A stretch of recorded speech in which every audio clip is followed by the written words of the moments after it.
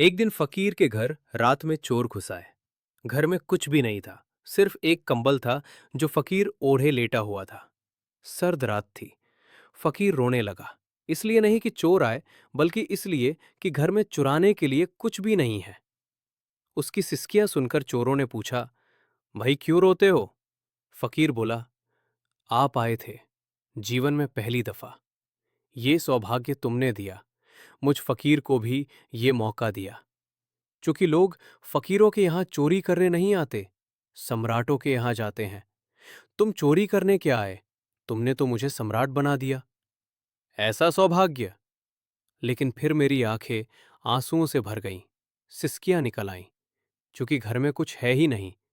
अगर तुम 2 दिन पहले खबर कर देते तो मैं इंतजाम कर लेता। 2-4 दिन का समय होता तो कुछ न कुछ मांग तूम कर इकट्ठा कर लेता।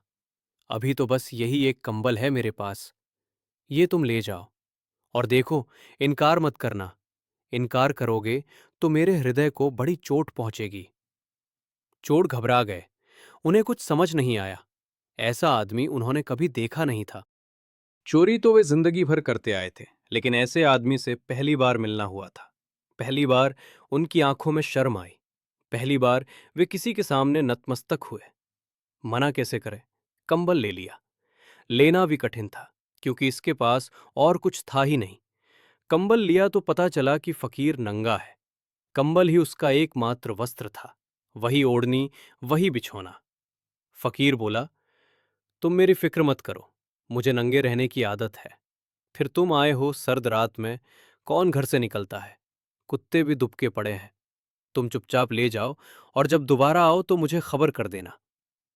चोर ऐसे घबरा गए कि तुरंत झोपड़ी से बाहर निकल गए।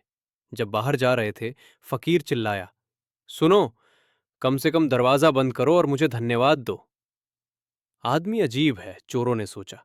आवाज इतनी करकदार थी कि उन्होंने धन्यवाद दिया, दरवाजा बंद किया और भाग गए।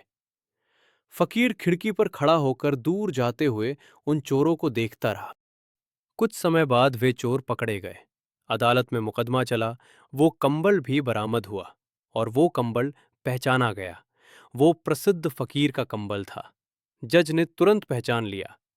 तो तुमने उस फकीर के यहां से भी चोरी की? फकीर को बुलाया गया।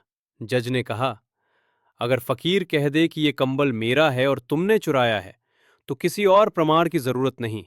उस एक आदमी का वक्तव्य 1000 आदमियों के वक्तव्यों से बड़ा है, और फिर मैं तुम्हें सबसे सख्त सजा दूंगा। चोर कांप रहे थे, डर से थर-थर। फकीर आया और जज से बोला, नहीं, ये लोग चोर नहीं हैं, ये बहुत भले लोग हैं। मैंने कंबल भेंट किया था और इन्होंने मुझे धन्यवाद दिया था। धन्यवाद दे दिया, बात खत्म।